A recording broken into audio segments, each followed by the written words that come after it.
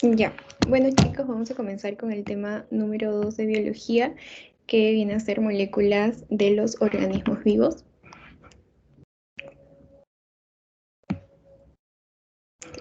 Ya. Bueno, vamos a comenzar con el medio interno. Sabemos que el medio interno debe controlar el pH, pero ¿qué es el pH? El pH se encarga de que se encuentre equilibrio interno, ¿ok? Siempre cuando te hablen acerca de pH, recuerda, pH es igual a equilibrio interno. Ese término va a ser muy usado en las diferentes asignaturas que van a llevar de aquí a más adelante. Y bueno, también tiene como finalidad mantener un equilibrio osmótico. Pero ¿cuál es el propósito final? El propósito final se encarga de favorecer las reacciones del metabolismo y no dañar los tejidos. O sea, necesitamos un equilibrio interno y un equilibrio osmótico para nosotros poder tener correctamente las reacciones tanto del metabolismo y no dañar a los tejidos. Ahora, tenemos tres fluidos importantes. Tres fluidos importantes, como podemos observar aquí. El primer fluido viene a ser el fluido intracelular. También tenemos a un fluido intersticial y finalmente al plasma sanguíneo. ¿De qué se encarga cada fluido? Bueno, el intracelular es el fluido que se encuentra dentro de la célula.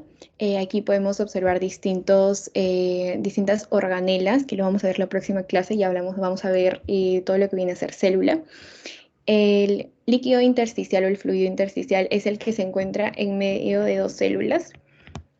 Y lo que viene a ser el plasma sanguíneo básicamente es el líquido de la sangre, donde también vamos a encontrar distintos elementos y también van a suceder distintas reacciones. ¿Okay? Escala del pH. En un ratito voy a... Ya. Escala del pH. ¿De qué se encarga el pH? Como dijimos anteriormente, el pH es el equilibrio interno y se encarga de medir las concentraciones de los protones. Ahorita que están llevando biología vamos a ver ciertos rangos básicos, pero más adelante, por ejemplo, cuando lleven fisiología, estos rangos van a cambiar. Aquí están tomando en su PPT como equilibrio neutro, viene a ser el número 7. Lo que se encuentre antes del 7 va a ser conocido como ácido y lo que se encuentre después del 7 es básico. Por ejemplo, ¿qué fluidos ustedes conocen o qué tipo de bebidas conocen que sean ácidas? ¿Tienen alguna idea? Que tengan un pH menor a 7.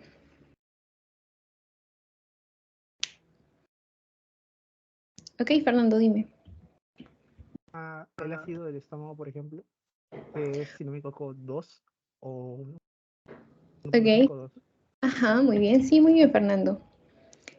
El jugo gástrico va a estar en un rango de 1 a 3. ¿Sí? El jugo gástrico. 1 a 3. Por ejemplo, el jugo de el limón también es súper ácido. ¿Ok? O el limón tiene un pH aproximadamente de 2. Aunque no lo crean, la cerveza también tiene un pH ácido de aproximadamente 4. Ahora, ¿qué distintos tipos de sustancias conocen básicas? ¿Alguien tiene una idea?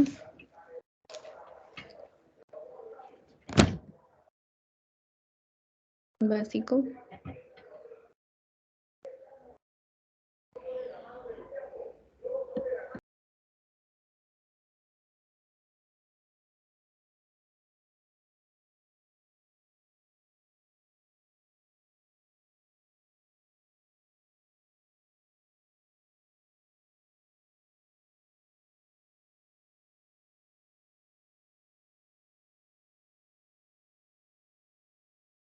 Hey, hey, Jimena, dime. ¿Podría ser la leche? La leche es considerada ligeramente ácida, sí, porque está comprendido en un rango de 6.6 a 6.8.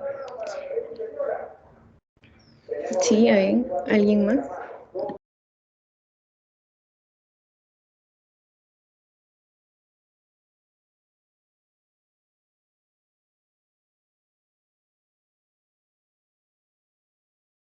La lejía. Sí, muy bien, la lejía es básico, igual el bicarbonato. El hidróxido de sodio también y... Ajá, muy bien, chicos.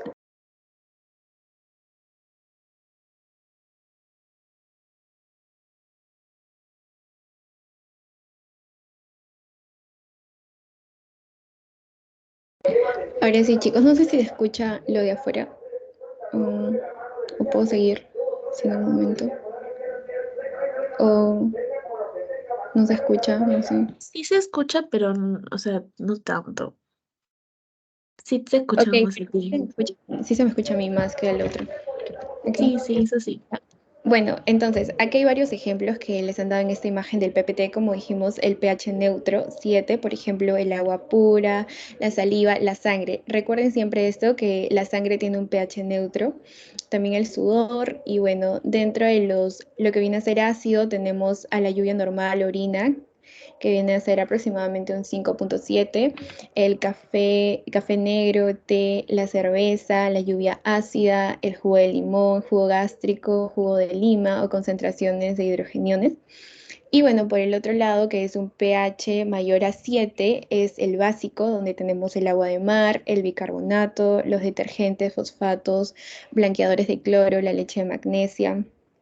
Igualmente tenemos al amoníaco, algunos detergentes, como lo habían dicho por ahí, a la lejía creo, el óxido de sodio para la limpieza, los limpiadores de estufa y también los hidróxidos de sodio.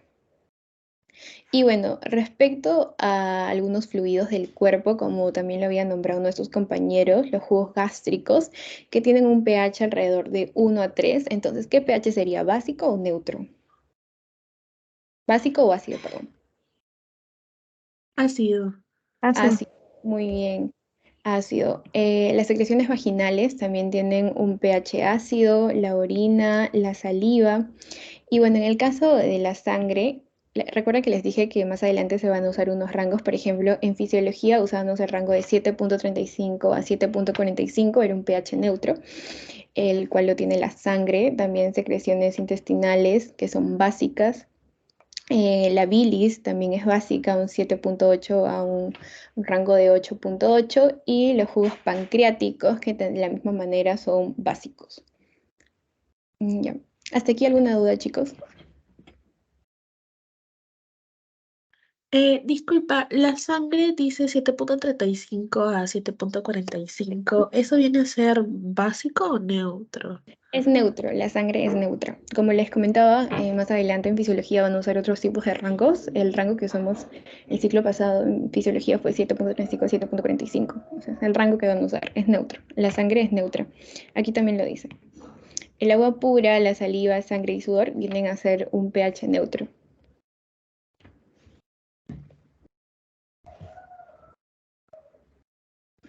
¿Ok? Ninguna duda, ¿verdad? Para seguir avanzando. Chicos. Sí, todo claro. Ya, bueno. Ok, gracias, sigamos. Todos los organismos vivos van a tener un patrón similar de elementos con los que están compuestos, es decir, una composición elemental. Los elementos más abundantes en el cuerpo humano vienen a ser el oxígeno, el carbono, el hidrógeno y el nitrógeno. Yo les tengo una mnemotecnia para esto. Cuando les digan cuáles son los elementos más abundantes en el cuerpo, solo digan CHON, que es carbono, hidrógeno, oxígeno y nitrógeno. Esos vienen a ser los elementos. Recordemos que los elementos son distintos a las moléculas y también distintos a las macromoléculas. Nunca se confundan estos tres términos. Este cuadrito que les voy a hacer ahora es muy importante para que puedan diferenciarlos. Y bueno, las moléculas vienen a ser las agrupaciones de elementos. Por ejemplo, el agua, ¿no? El agua es H2O, la unión de dos elementos de hidrógeno y uno de oxígeno. Y en el caso de las macromoléculas, viene a ser la unión de moléculas, o sea, moléculas más complejas. Por ejemplo, en el caso de una proteína, lo que he colocado en el cuadro son los más abundantes de cada tipo. O sea, los elementos más abundantes vienen a ser el chon, carbono, hidrógeno, oxígeno y nitrógeno. Las moléculas más abundantes del cuerpo viene a ser el agua. Y las macromoléculas más abundantes vienen a ser las proteínas. ¿Ok? Aquí podemos observar ciertos valores, por ejemplo, el oxígeno, el carbono, el nitrógeno, estos cuatro que son los elementos más abundantes. Por ejemplo, en los seres humanos tiene una composición de 62.81 en porcentaje, el carbono 19.37, el hidrógeno 9.31 y el nitrógeno 5.14. Y aquí hay una comparación entre seres humanos, plantas verdes y bacterias. Ahora, como les comentaba arriba, la composición molecular de todos los organismos vivos es muy similar, al igual que la composición de los elementos también es similar en los organismos. El agua va a constituir la molécula más abundante del organismo vivo, tal como lo hemos puesto aquí. Y de las macromoléculas vienen a ser las proteínas, y las proteínas las vamos a ver en las distintas estructuras de nuestro cuerpo. ¿Ok? ¿Hasta ahí alguna duda, chicos? Todo bien, para seguir avanzando.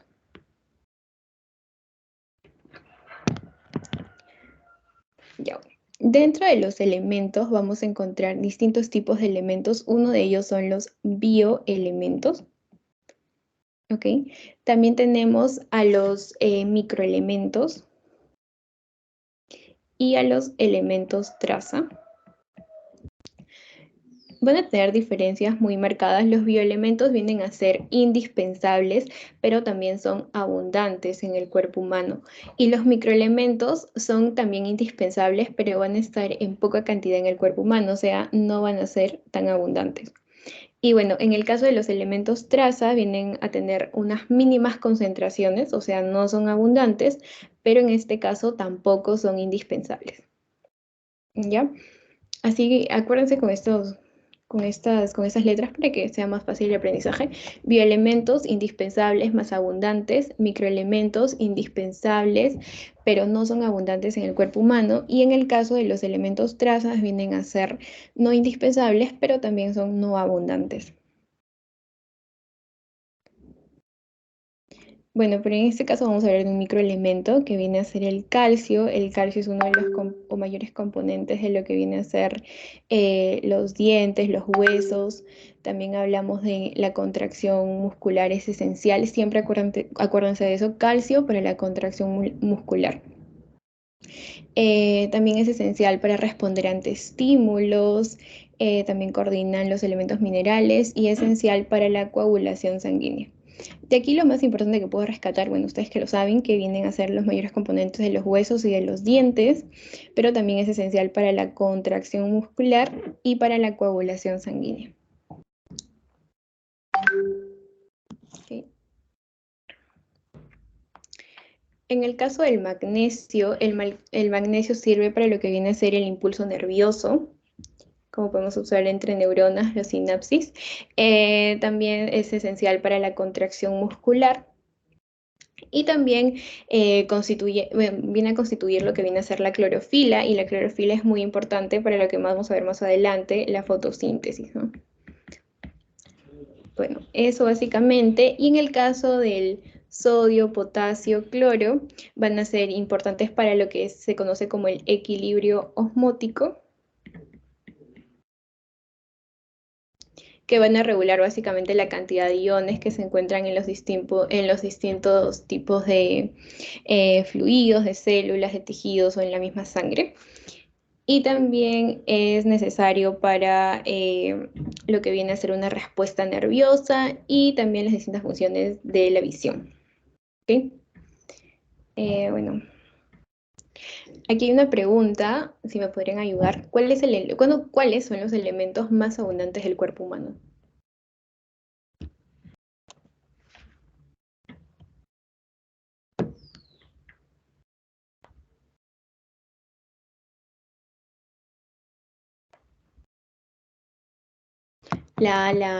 Muy bien, chicos. Muy bien. Viene a ser la carbono, hidrógeno, oxígeno y nitrógeno. ¿Hasta ahí alguna duda, chicos? ¿O todo bien para pasar a las moléculas?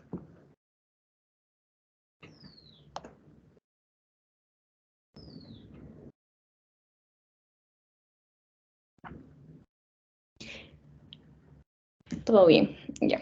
Ok, bueno. Ahora ¿Cuál era la molécula más abundante del cuerpo humano?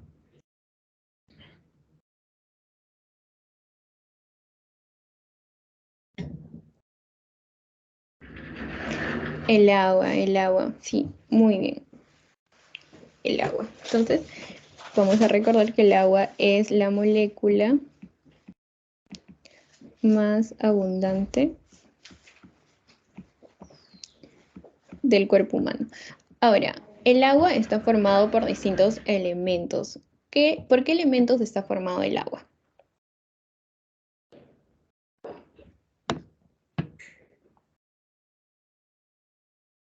Ahí lo han puesto en el chat, ¿ah? Sí, dime, Fernando. No me equivoco, una molécula de hidrógeno y dos de oxígeno. O es al revés. Ah, no, esa. Una de Sí, oxígeno y dos de muy bien. hidrógeno. 2 de hidrógeno y una molécula de oxígeno. Como podemos observar en la imagen, encontramos a 2 moléculas de hidrógeno y una de oxígeno. Ahora, entre oxígeno y hidrógeno se va a formar un diámetro, pero entre ambos enlaces, que esos enlaces que se forman entre el oxígeno y el hidrógeno se conocen como enlaces covalentes. Ojo, estos no son los enlaces que se dan entre moléculas de agua, no, o sea, entre un H2O más otro H2O, no. Ese no es el enlace. El enlace es lo que se da dentro de una molécula de agua, es decir, entre el hidrógeno y el oxígeno. ¿Ya? Ese es el enlace covalente. Y también hay un ángulo que se forma entre ambos enlaces, que es un ángulo de 104.5 grados. Ahora, ¿qué más podemos resaltar del agua? El agua tiene un diámetro entre el hidrógeno y el oxígeno, como podemos observar aquí. El diámetro es de 0.96 amperios. Y ahora, chicos, por sus clases de química, no sé si ya lo llevaron, ¿cuál es más electronegativo, el oxígeno o el hidrógeno?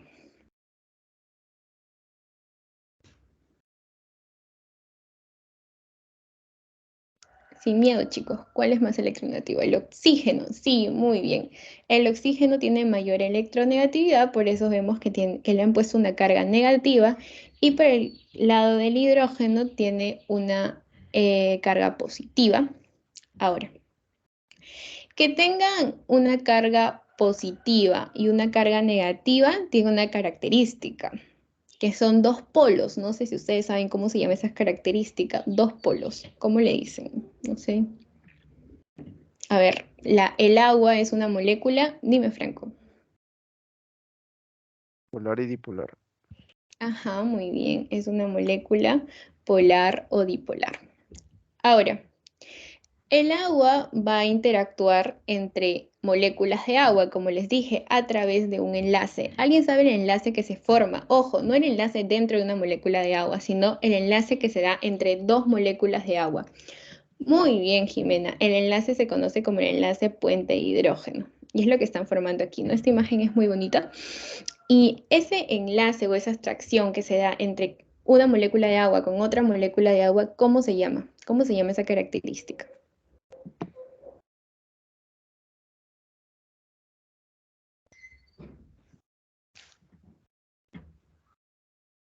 Cohesión. Muy bien, chicos. La cohesión viene a ser básicamente la atracción entre las moléculas de agua.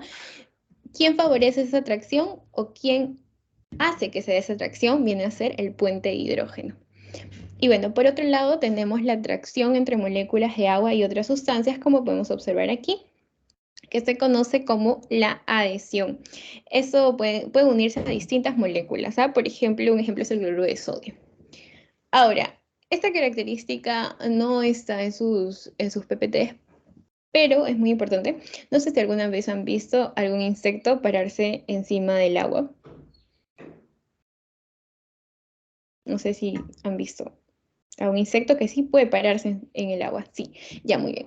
Esa característica se debe a la tensión superficial del agua, exactamente, que es la tendencia de la superficie del agua al resistir sin romperse por las distintas uniones que se encuentran debajo de esto, y lo cual permite que ese insecto pueda caminar encima del agua, ¿no? O sea, que la superficie del agua tenga tendencia a no romperse, a resistir, ¿ya?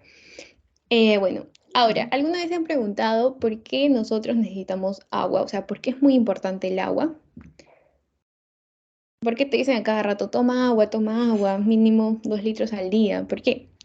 Bueno, porque el agua básicamente es el disolvente universal y las reacciones celulares van a ocurrir en lo que se conoce como un medio acuoso, es decir, que está compuesto por agua.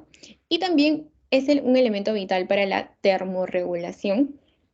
Eh, por sus clases de ppm, cuando nos da fiebre, nosotros empezamos ¿a qué?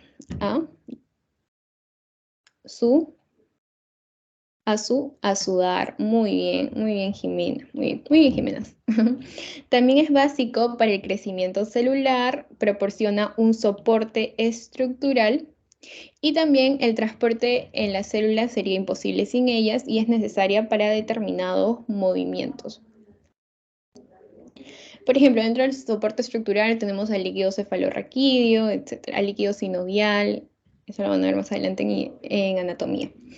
Bueno, dentro de las propiedades biológicas tenemos, por ejemplo, que es un disolvente de gases, iones y solutos. También tiene un metabolismo en muchas reacciones químicas, se encarga de la turgencia celular. Viene a ser esencial para lo que es la termorregulación, como ya lo habíamos repetido antes, y las propiedades de tensión, cohesión y capilaridad permiten el transporte de solutos. Esas son básicamente propiedades que se deben acordar respecto al agua. ¿Sí? ¿Alguna duda hasta aquí, chicos?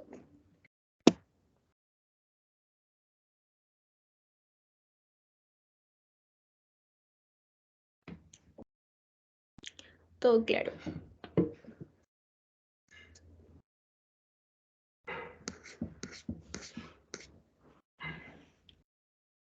Ok, a ver.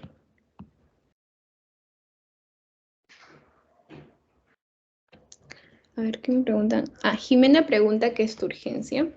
A ver, la turgencia básicamente ayuda a dar forma a las células. Sí, es básicamente eso. Ayudar a dar formas a las células. Por ejemplo, aquí. ¿No? Cuando vamos a ver célula eucariota, van a ver que las células tienen distintas formas y eso es la turgencia celular. ¿Ya? Y también van a intervenir en diversos movimientos de la célula. ¿Ya? Ok. Bueno, sigamos. A ver, chicos, si todo quedó claro, me ayudan con esta pregunta.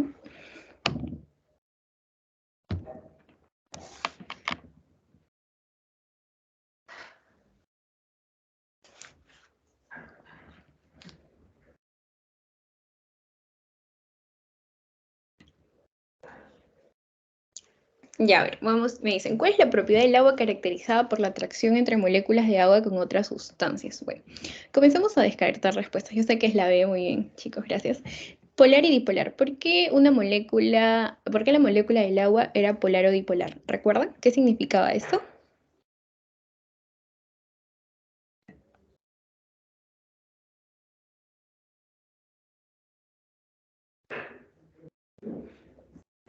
¿Recuerdan que era polar o dipolar?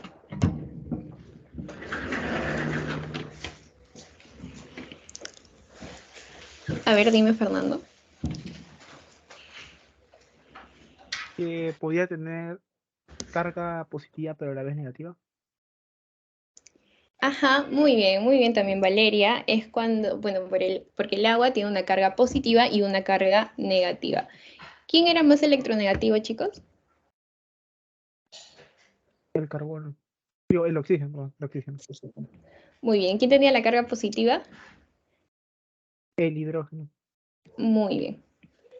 Luego hablamos de lo que viene a ser otra propiedad, que es la cohesión. ¿Qué era la cohesión, chicos?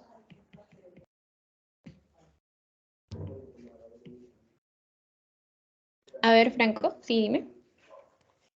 Sería en el caso de la atracción que solo se da entre moléculas de agua. Sí, muy bien. Es la atracción entre moléculas de agua. ¿A través de qué enlace? ¿Cómo se llama ese enlace que se da entre dos moléculas de agua? Fuente de hidrógeno.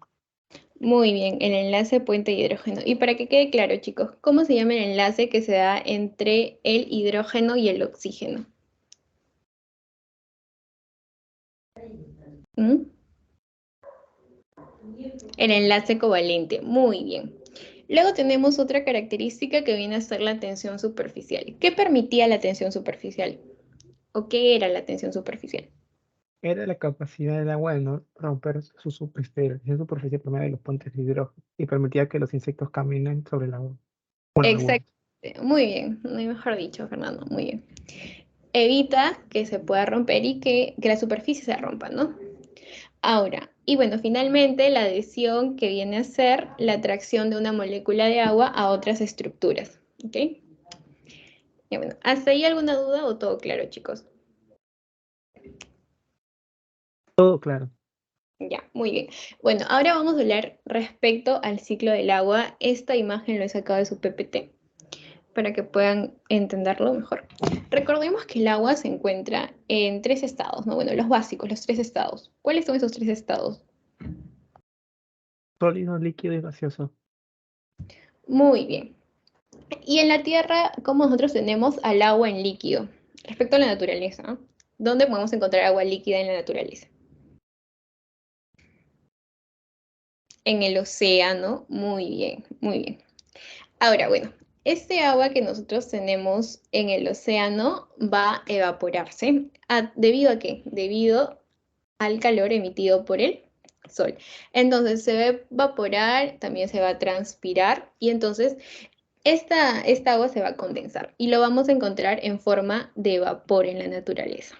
Entonces, debido a las diferentes interacciones con las temperaturas, cuando las temperaturas bajan, este vapor va a caer en forma de lluvia y eso como se le conoce como precipitación.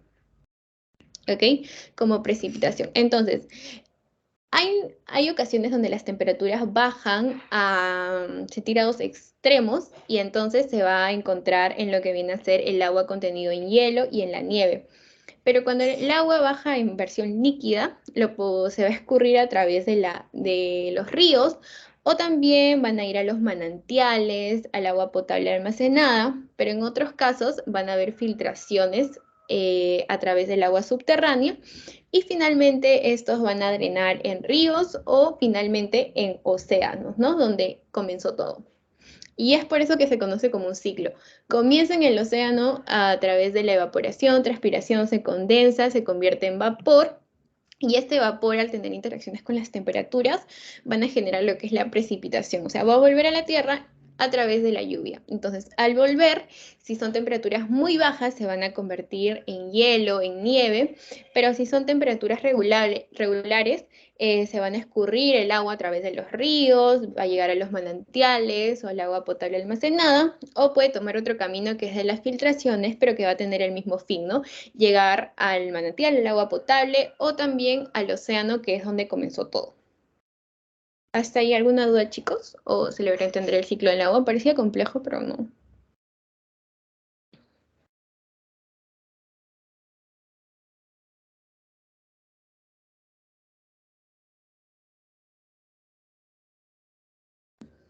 Todo claro. ¿Cómo que creo? Pregunten, chicos, no tengan vergüenza. Las filtraciones, claro, a través de la lluvia también se van a poder filtrar esta agua, ¿no? Esas son las filtraciones de las aguas subterráneas.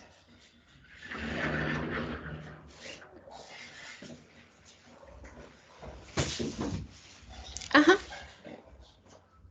Siempre cuando está en temperaturas extremas, es ahí donde se va a convertir solo en hielo y nieve, ¿no? Donde tenemos el agua en estado sólido.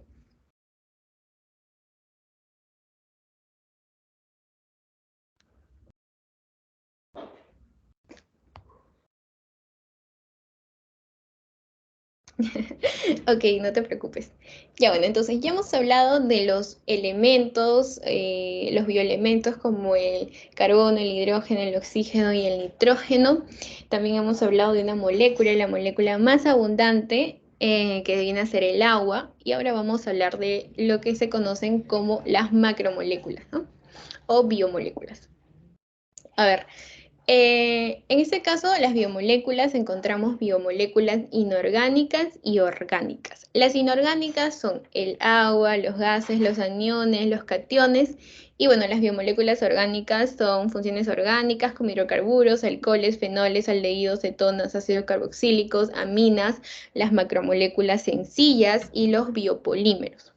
Ahora, hablemos del carbono. El carbono espacial tetraédrico, como podemos observar aquí, vienen a ser sus estructuras. O sea, ambos tienen, es un tetraedro, pero diferenciado en varios modelos, ¿no? Tenemos un modelo plano, un modelo piramidal y un modelo de tetraedro, que es el más usado porque es espacial.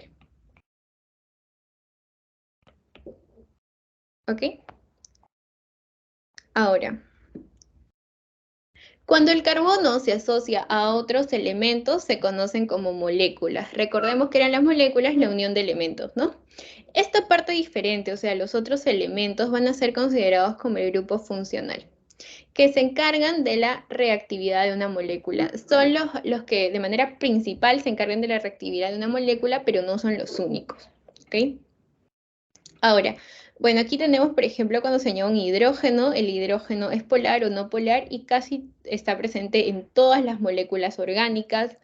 En el caso del hidroxilo, que es conocido como un radical OH, es polar y se encuentra presente en carbohidratos, en ácidos nucleicos, en alcoholes, algunos ácidos y esteroides.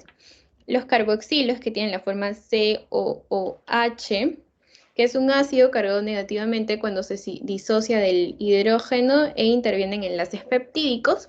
Tenemos a los aminoácidos y a los ácidos grasos.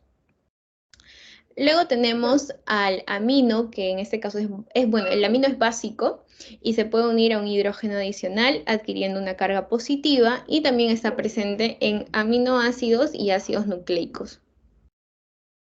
En el caso del fosfato es ácido y está presente en ácidos nucleicos y en fosfolípidos. Y el metilo también es no polar y son muchas moléculas orgánicas. No se preocupen por esto, no digan, me tengo que aprender todo eso. No, eso generalmente se lo preguntan en biología, pero igual es importante que lo tengan en cuenta, ¿no? Bueno, sigamos con las biomoléculas orgánicas. Dentro de las biomoléculas, recuerdan de las biomoléculas orgánicas, habíamos visto que están compuestas por funciones orgánicas, como los hidrocarburos, alcoholes, fenoles, aldehídos, que es lo que hemos visto aquí. ¿Ok? Pero también tiene macromoléculas sencillas o biopolímeros.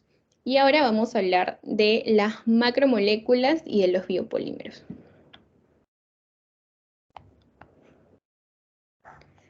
Bueno, las macromoléculas sencillas no se polimerizan para poder funcionar en organismo. ¿Qué quiere decir esto? Los alcaloides nosotros no lo vamos a fabricar, o sea, nosotros no lo obtenemos en nuestro cuerpo, tenemos que consumirlo. Los esteroides sí los fabricamos, por ejemplo, las hormonas esteroideas, ¿no? Tenemos al colesterol, a la progesterona, al estrógeno, a la testosterona. Y de ahí tenemos a los terpenos, que tampoco nosotros los fabricamos, pero que sí son indispensables consumirlos. O sea, nosotros necesitamos de eso, por ejemplo, las famosas vitaminas, ¿no? Tenemos a la vitamina A, la vitamina B o también a los carotenos. Ya. Luego hablemos de los biopolímeros. Aquí tenemos a los carbohidratos, a los lípidos, a las proteínas y a los ácidos nucleicos. Lo que queda en la clase vamos a hablar especialmente de cada uno de ellos, ¿no? De los carbohidratos, lípidos, proteínas y ácidos nucleicos. Los carbohidratos están formados por monosacáridos, es la unión de monosacáridos. Los lípidos están formados por ácidos grasos. Las proteínas es la unión de aminoácidos. Y los ácidos nucleicos están formados por nucleótidos. Este cuadro que les he creado, porque en su teoría no está este cuadro, es muy importante y quiero que presten mucha atención y lo aprendan también de esta manera para que se les haga más fácil lo que viene por adelante.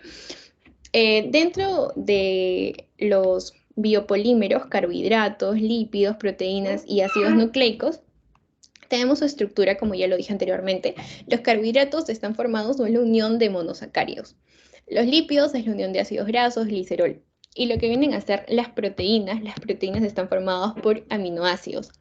Y bueno, los ácidos nucleicos por nucleótidos. Hablemos de la función de cada uno de ellos. Los carbohidratos básicamente tienen la función de ser energía y de formar estructuras, los lípidos de energía, estructura y regulación, y las proteínas, que son las macromoléculas más abundantes, dijimos que se van a encontrar en distintas partes de nuestro cuerpo formando estructuras, y los ácidos nucleicos se encargan de la información, de transmitir la información. Bueno, aquí vemos como en animación cada uno de estos biopolímeros. Aquí tenemos a los carbohidratos, que cada uno de estos son los monosacáridos, y están formados por el enlace glucosídico. El enlace entre un monosacárido y otro monosacárido se conoce como el enlace glucosídico. Bueno, los lípidos están formados por ácidos grasos o glicerol, y el enlace que se va a dar entre ellos se conoce como el enlace éster. ¿Ya? Luego tenemos a las proteínas, que están compuestas por aminoácidos, cada uno de ellos son aminoácidos, y su enlace se conoce como el enlace peptídico. Y bueno, en el caso de los ácidos nucleicos, están formados por nucleótidos, cada uno de estos es un nucleótido, y el enlace que se da entre ellos se conoce como el enlace fosfodiéster. ¿Ya? Apréndanse este cuadro aquí, chicos. Es muy importante, apréndanse con estos dibujos si quieren, pero para que puedan entender lo demás. A ver, chicos, ¿me pueden ayudar con esta pregunta?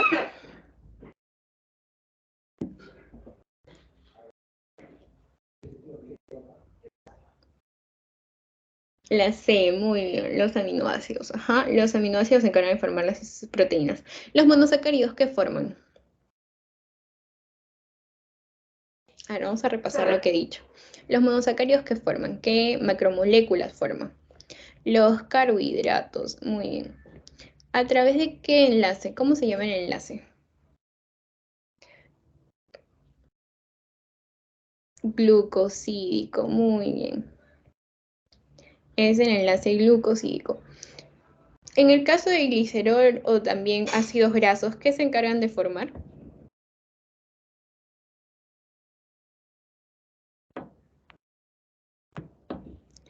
Muy bien, se encargan de formar lípidos. ¿A través de qué enlace?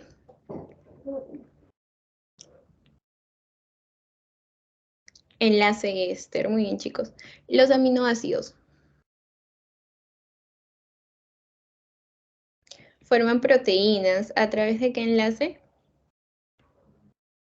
El enlace peptídico. Muy bien, Alenka. Muy bien, chicos, muy bien. Los nucleótidos, ¿qué forman? Los que transmiten la información.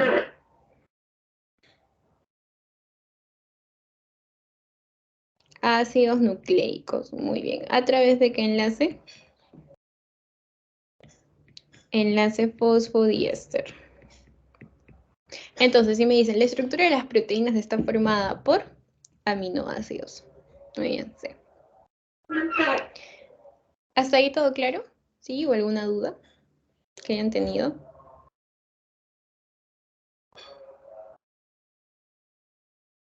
Sí, todo claro, ok. Bueno, ahora comencemos con los carbohidratos. Vamos a comenzar con este de aquí, que su estructura viene a ser básicamente los monosacáridos. ¿Y cuál es su enlace? ¿Cuál es el enlace de los carbohidratos? El enlace de los carbohidratos. Glucosídico, muy bien, aquí está el enlace glucosídico y está de más porque ustedes lo saben. Los carbohidratos también son conocidos como azúcares o sacáridos y tienen la forma de CX, o sea, un carbono H2O, que viene a ser la cantidad de agua, ¿no? Ahora, estos son compuestos polihidroxilados. ¿Qué quiere decir que sean polihidroxilados o qué significa? Son los que presentan la forma de aldehído o cetona, ¿ok? Aldehído o cetona.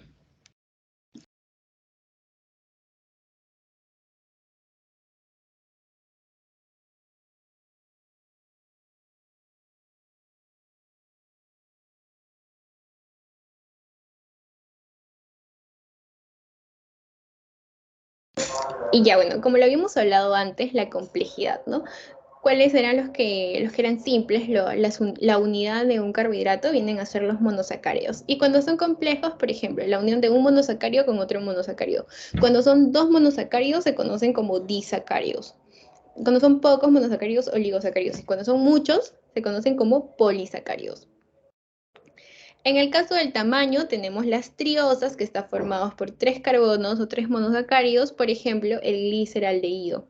En el caso de las tetrosas, es por 4 carbonos, por ejemplo, la eritrosa. Las pentosas, que son por 5 carbonos, es decir, 5 monosacáridos, por ejemplo, la ribosa. En el caso de las hexosas, 6 glucosa. Heptosas, 7 cedoheptulosa. Entonces, aquí guíense por el número de carbonos: 3 carbonos triosas, 4 carbonos tetroosas, 5 carbonos pentosas, 6 carbonos hexosas y 7 carbonos heptosas. ¿Ok? En el caso de la función, como ya lo habíamos visto, que son polihidroxilados, tenemos a las aldosas, cetosas. Azúcares con fusión de aldehídos son las aldosas y las cetosas son azúcares con fusión de cetona. En el caso de la reactividad, tenemos uno de poder reductor y las que no son reductoras. Las de poder reductor son los azúcares que se oxidan con el reactivo de Tollens, Fehling o Benedict. Y las no reductoras son los azúcares que no se oxidan. ¿Sí? No reductoras no se oxidan. Poder reductor sí se oxidan. ¿Ya?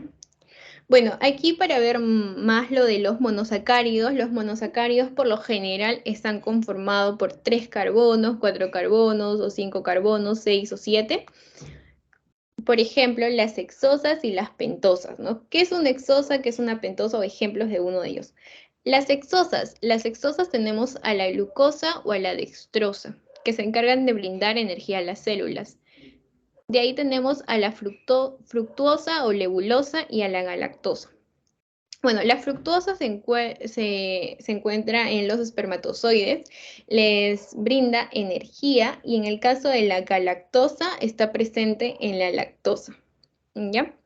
Y bueno, en el caso de las pentosas, que son los que tienen 5 carbonos, pero siguen siendo monosacáridos, es decir, no significa que porque tengan 5 carbonos va a ser no sé, un oligosacárido, no, o sea, no tiene nada que ver la cantidad de monosacáridos con la cantidad de carbonos. Por ejemplo, la pentosa tiene 5 carbonos, pero sigue siendo un monosacárido. ¿Dejo entender? Sigue siendo un monosacárido. Ejemplo de pentosas, tenemos a la ribosa, que es parte del ARN, o comienza con R, ARN. De ahí tenemos a lo que viene a ser la desoxirribosa, que es parte del ADN. Y también a la ribulosa, que es quien se encarga de captar el dióxido de carbono durante la fotosíntesis. ¿Okay? Entonces, cuando hablemos de monosacáridos, por ejemplo, podemos hablar de las hexosas, que son los que tienen 6 carbonos, y las pentosas, que tienen 5 carbonos. Dentro de las hexosas encontramos a la glucosa, que también es conocida como dextrosa, a la fructosa o lebulosa y a la galactosa. Y en el caso de las pentosas tenemos a la ribosa, desoxirribosa y a la ribulosa. Bueno, y en el caso de los disacáridos es cuando es la unión de 2 monosacáridos, ¿ya? Por ejemplo, en este caso tienen 12 carbonos. Comenzamos con la sacarosa. La sacarosa viene a ser la unión de una glucosa más una fructuosa. ¿Okay? ¿Dónde encontramos la sacarosa? En la caña de azúcar. ¿Okay? Recordemos que la glucosa es un monosacárido y la fructosa es otro monosacárido. Lo hemos visto aquí. ¿Recuerdan? La glucosa y la fructuosa y la galactosa. Entonces, cuando nosotros unimos glucosa más fructuosa, resulta sacarosa, ¿ya? Que está presente en la caña de azúcar. Y cuando nosotros unimos lo que es galactosa más glucosa, que está presente en la leche, se conoce como lactosa. Y la glucosa más la glucosa es la maltosa, que está presente en semillas germinativas. A ver, aquí para que puedan entender. Chicos, glucosa más fructuosa, ¿en qué disacárido se convierte?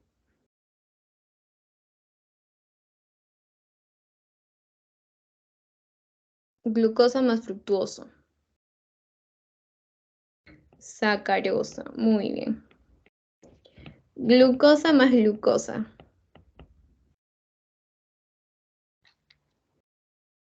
Sacarosa, sacarosa. Maltosa, muy bien. Y finalmente, cuando unimos la glucosa más la galactosa, ¿en qué se convierte?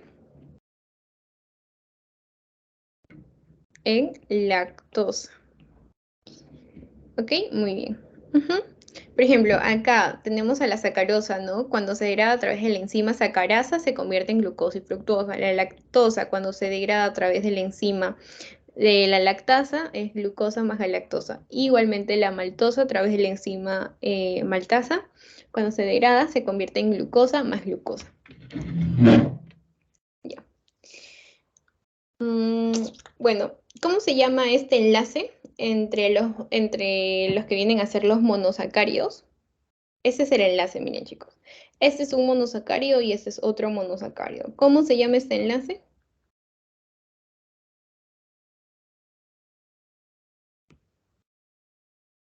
El enlace de los monosacáridos, o bueno, en otros nombres, el enlace glucosídico. Muy bien, el enlace glucosídico.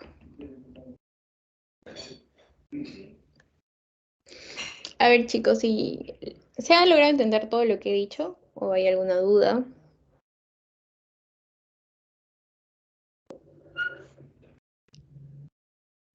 ¿Todo claro? ¿Todo claro? Ya, muy bien. A ver, si quedó todo claro, me iban a responder esta pregunta.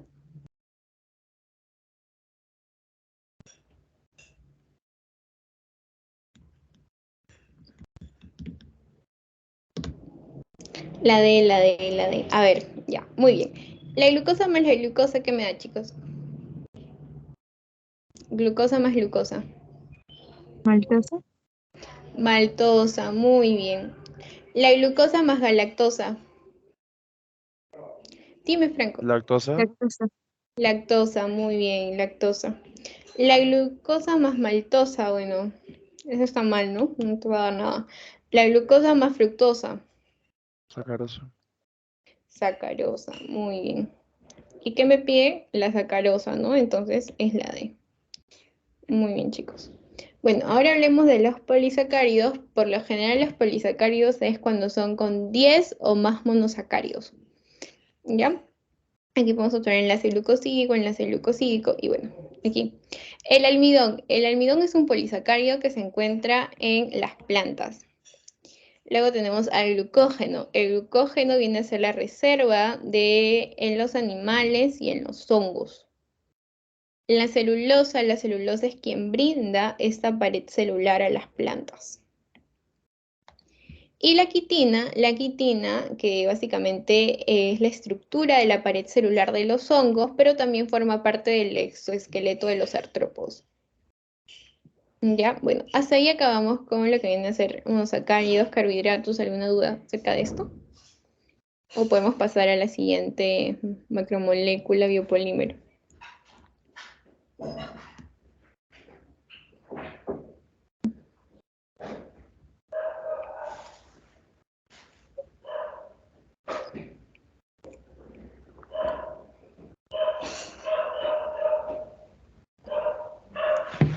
¿Alguna duda, chicos? ¿Todo claro? Ok.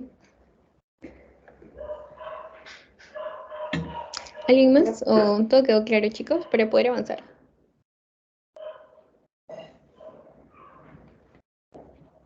Sí, todo claro. Ya. Bueno, aquí está. La celulosa viene a ser la estructura de la pared celular de las plantas.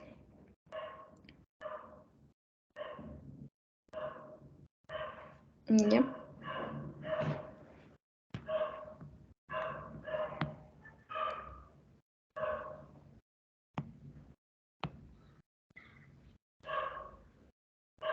Ya. Ok. Bueno, las proteínas. Las proteínas van a tener un enlace, ya lo habíamos visto, que viene a ser el enlace peptídico.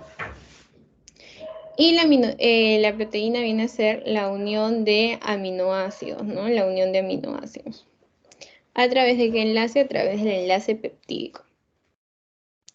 Ahora, las proteínas van a ser biopolímeros, como ya lo habíamos visto antes. Los biopolímeros, ¿quiénes eran? ¿No? Los carbohidratos, las proteínas, los ácidos nucleicos, los ácidos grasos que forman la grasa y eso. Entonces, los biopolímeros vienen a ser alfa-aminoácidos, que vienen a ser la unión de aminoácidos, eso es una proteína. Y las propiedades físicas y químicas de las proteínas van a estar determinadas por los aminoácidos que la constituyen, ¿no? Recordemos que los aminoácidos por su estructura, que vienen a ser, o sea, las propiedades que tengan esta proteína va a ser determinada por su estructura. ¿Y cuáles son las estructuras o qué tipos de estructuras pueden tener? Son las estructuras no polares, las polares, los cargados ácidos y los cargados básicos.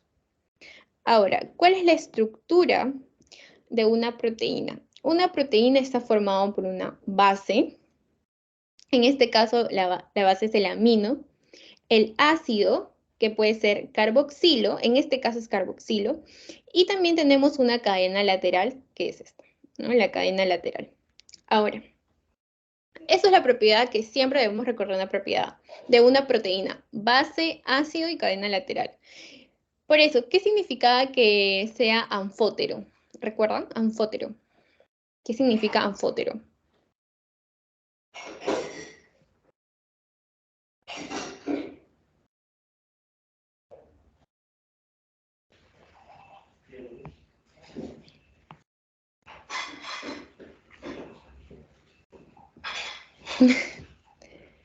Te duele la mano. Ya, chicos, anfótero es que es ácido y básico a la vez, ¿ok? Que actúa como base o como ácido. Muy bien, Diego. Ya, bueno, ahí habíamos visto que el enlace es el enlace peptídico y el enlace peptídico tiene una direccionalidad. Aquí podemos ver un aminoácido 1 que tiene una base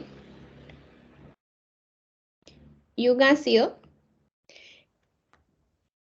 El ácido de una proteína, de la proteína inicial, se junta con el lado básico del aminoácido 2, o sea, con la proteína que sigue. Esta unión se conoce como el enlace peptídico. Entonces, ¿cómo se da el enlace peptídico? Con el ácido del primer aminoácido y se une al básico del segundo aminoácido. Eso es el enlace peptídico, lo que podemos observar aquí. ¿Ok? Ahora, como habíamos dicho, una proteína viene a ser la unión de distintos aminoácidos. Pero las proteínas también van a tener tipos de proteínas. ¿Ok? El nivel de organización de las proteínas.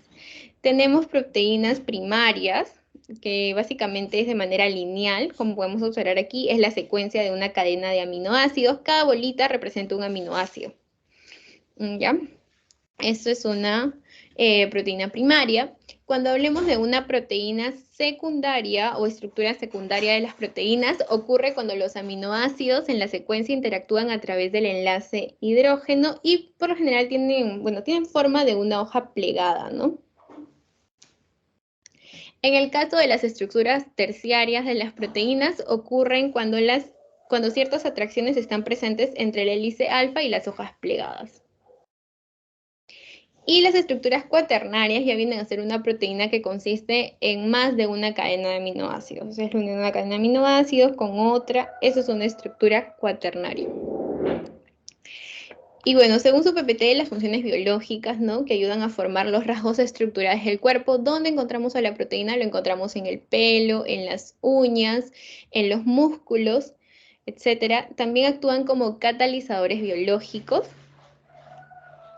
Y las interacciones entre las células son muy importantes en el mantenimiento de la organización y función de las células y los órganos. Las proteínas también van a funcionar para controlar la actividad celular, incluyendo las decisiones tomadas acerca de la división celular, y varias hormonas están compuestas por proteínas. Eso sí, lo van a ver en fisiología también. ¿Ya? ¿Alguna duda hasta acá, chicos, respecto a las proteínas? Sí, con los lípidos, que son formados por ácidos grasos. Ya bueno. Hablemos de los famosos lípidos. Los lípidos están formados por ácidos grasos. Como función biológica sabemos que la estructura cuaternaria es una proteína que consiste en la unión de más de una cadena de aminoácidos. Pueden ser 2, 3 cadenas de aminoácidos. Esa es la estructura más compleja de la proteína.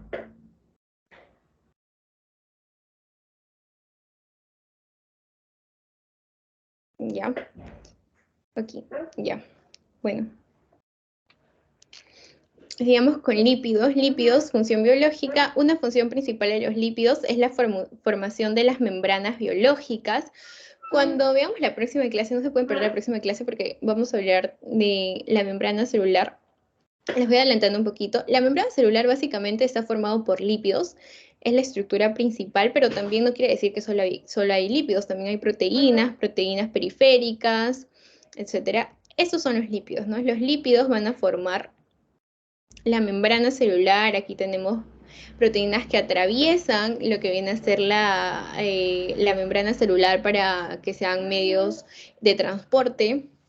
Y básicamente estos son los lípidos, ¿no? Estos de aquí son los lípidos, son la estructura que forman mayoritariamente lo que viene a ser la membrana celular. Por eso dice que tiene una función principal de los lípidos, es la formación de la membrana biológica. También es reserva de energía y regula la temperatura corporal. A ver. Hay dos tipos de lípidos, con ácidos grasos y sin ácidos grasos. Los lípidos con ácidos grasos se conocen como saponificables, ¿ya? Y los lípidos sin ácidos grasos son conocidos como insaponificables. Los saponificables tenemos los simples, que están compuestos por carbono, hidrógeno y oxígeno, y los complejos están formados por carbono, hidrógeno, oxígeno, nitrógeno y fósforo. ¿Cuáles son estos ácidos grasos saponificables? Bueno, que tienen ácidos grasos, son los triglicéridos o grasas y la cera. Los triglicéridos o grasas se van a encontrar en el tejido adiposo y es reserva de energía. Y la cera se encuentra en la cutina, que cubre las hojas, la cutícula, que cubre los pelos, las plumas y los exoesqueletos de artrópodos. Bueno, en el caso de los complejos, tenemos al fosfolípido, el fosfolípido que se encuentra en la membrana celular, ¿no? Este es un fosfolípido. Y aquí observamos que tienen la presencia de ácidos grasos, tanto saturados como insaturados. Pero sí tienen ácidos grasos, por eso son saponificables. En el caso de los insaponificables, que son sin ácidos grasos, son el colesterol, la vitamina D, las sales biliares y también las hormonas que pueden ser de tipo sexual o de tipo suprarrenal. Dentro de la suprarrenal tenemos a la aldosterona y al cortisol, y en las sexuales tenemos a la testosterona y el estrógeno. Bueno, ¿hay alguna duda de los lípidos? Eso es básicamente. ¿Cómo se llama el enlace entre los lípidos? Entre los ácidos grasos. El enlace que se da entre los ácidos. El enlace éster. Muy bien, chicos, el enlace éster. ¿Hasta ahí todo claro o alguna duda respecto a esto?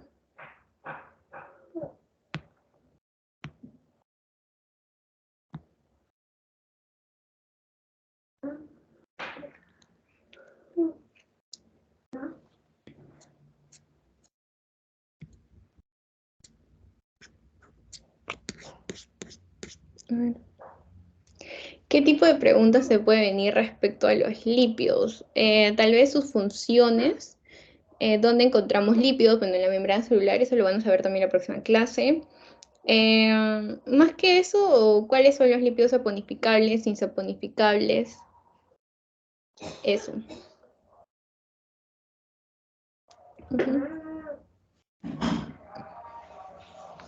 Ya. Bueno, ahora vamos a finalizar con los ácidos nucleicos. Los ácidos nucleicos están conformados por carbono, hidrógeno, oxígeno, nitrógeno y fósforo.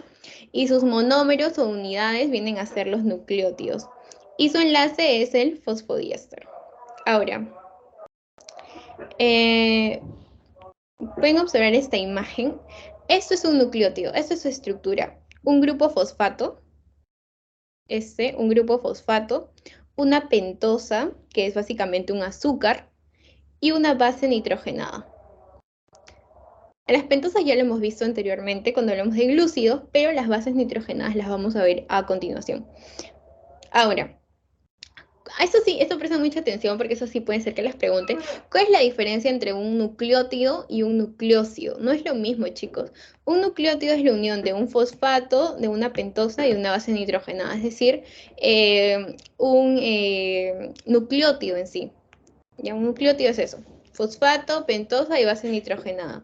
Pero ¿en qué se diferencia con el nucleósido? El nucleósido tiene una base y tiene una pentosa, pero no tiene el grupo fosfato. O sea, el nucleósido básicamente es el nucleótido, pero sin fosfato, o sea, sin un grupo fosfato. Solo es la unión de una pentosa más una base nitrogenada. Eso es un nucleósido. Ahora, ¿cuáles son las bases nitrogenadas? Las bases nitrogenadas tenemos a las púricas y a las pirimidínicas. Las púricas son dos. Vienen a ser la adenina y la guanina. ¿Okay?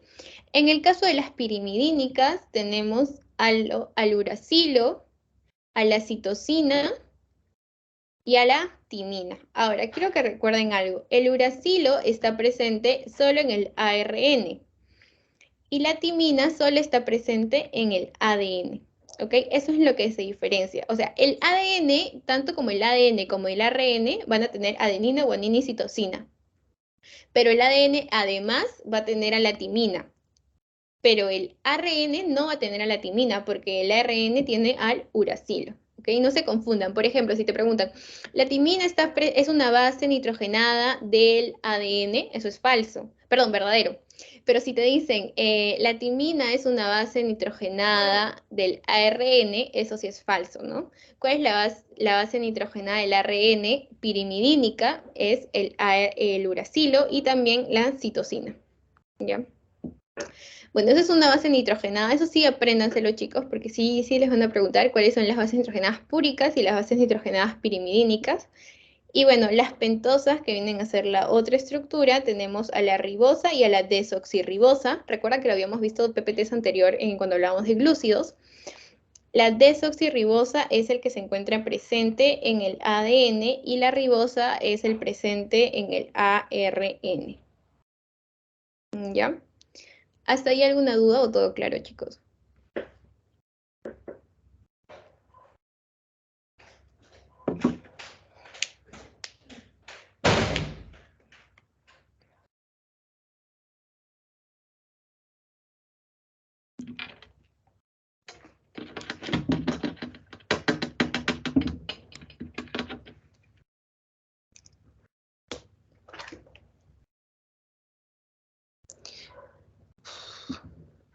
Chicos, ¿todo claro? Todo claro, muchas gracias. Okay. Sí, pueden reaccionar si quieren. Jimena, gracias Alexa, gracias. A ver, chicos, si me han entendido, ¿cuál no es una base púrica?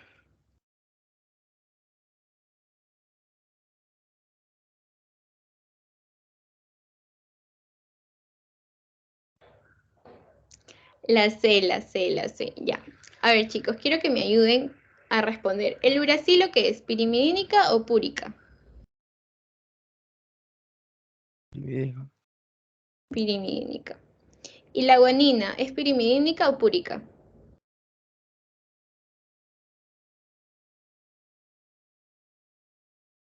Púrica, muy bien. Entonces, este sí tiene una base púrica, entonces esta no es la clave. La guanina, como ya lo han dicho, es púrica. ¿La adenina qué es, chicos? Es púrica, entonces esta clave tampoco es porque las dos son púricas. El uracilo es pirimidínica, púrica. Ya lo han dicho, pirimidínicas, ¿no? La timina ¿qué es?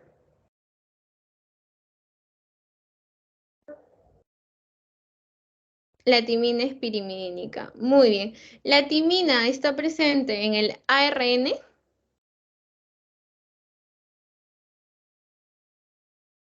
No, muy bien. En el RN, no está presente en el RN. ¿Y la citosina qué es, chicos? ¿Es pirimidínica o púrica? Pirimidínica, muy bien. Entonces esta es la clave porque aquí no encontramos ninguna base púrica. Bueno, ¿y el uracilo qué es pirimidínica? ¿El uracilo está presente en el ADN? No, muy bien, está presente en el ARN. ¿La citosina está presente en ambos?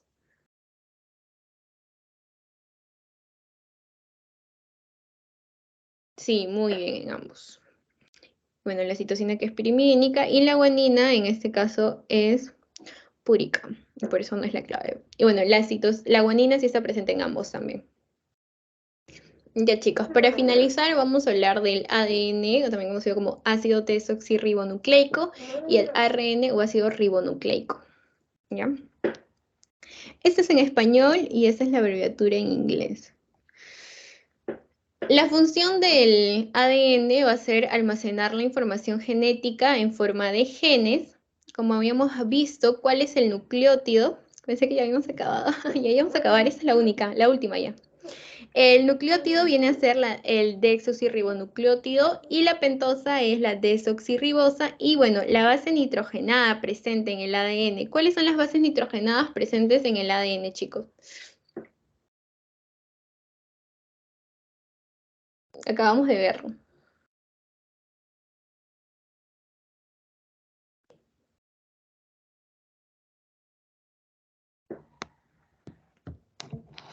Ajá, muy bien. Adenina, guanina, citosina y timina. Timina que es exclusiva del ADN, ¿no? Recordemos siempre que el porcentaje de la adenina es igual al porcentaje de la timina y el porcentaje de la citosina es igual al porcentaje de la guanina. No he visto preguntas, puede darles preguntas como el porcentaje de la adenina es tal, dime cuál es el porcentaje de la guanina. Ya, chicos, si ven esas preguntas me las pueden mandar, cosa que lo resolvemos la próxima clase si tienen alguna duda respecto a eso.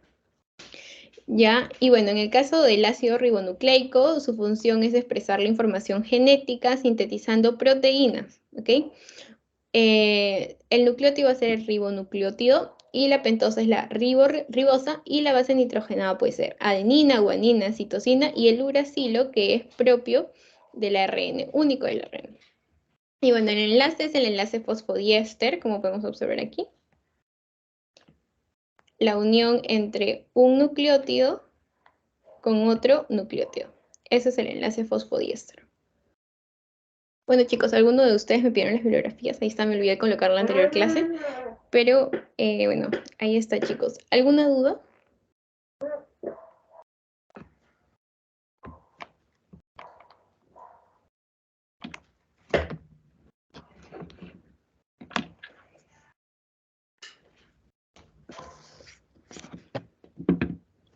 ¿Alguna duda chicos o todo claro para mandar el post-test por aquí?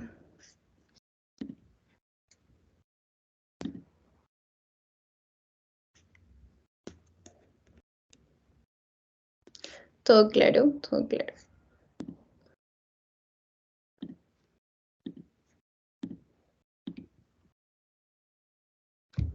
Ya, bueno chicos, esperen no salgan del Teams todavía porque voy a mandar por aquí el post-test.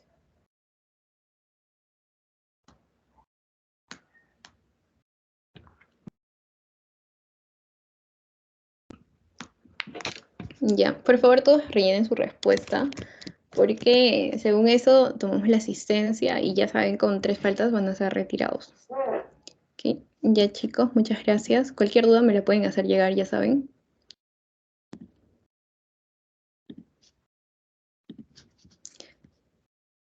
Nos vemos la próxima clase.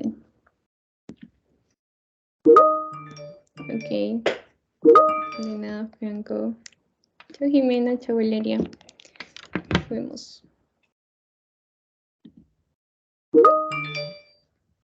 Ok. Hasta luego, Giovanni. Chao, Alexa. Chao con todos, chicos. Nos vemos.